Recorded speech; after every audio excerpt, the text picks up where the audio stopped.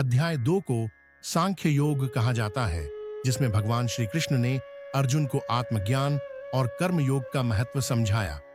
इस अध्याय में आत्मा, कर्म और धर्म के तत्वों का विस्तार से वर्णन किया गया है। यह गीता का सबसे महत्वपूर्ण और प्रेरणादायक अध्याय माना जाता है।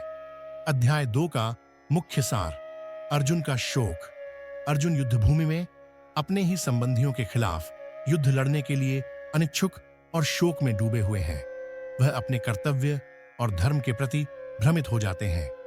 आत्मा की अमृता का उपदेश: श्री कृष्ण अर्जुन को बताते हैं कि आत्मा न तो जन्म लेती है और न ही मरती है।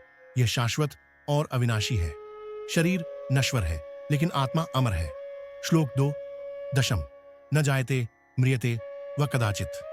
आत्मा का न जन्म होता है न मृत्यु। यह सदा अजेय और अमर है।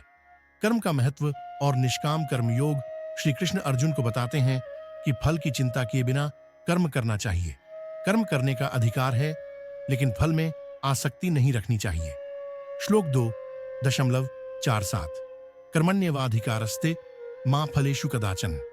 तुम्हारा कर्म करने में ही अधिकार है, फल में नहीं।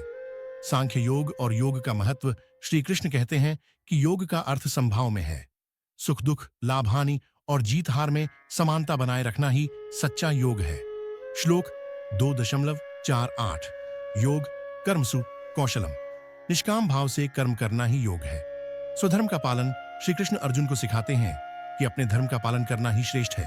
किसी और का धर्म अपनाने से भय उत्पन्न होता है। श्लोक 2.31 स्वधर्मे निधनम श्रेय परधर्मो भयावह।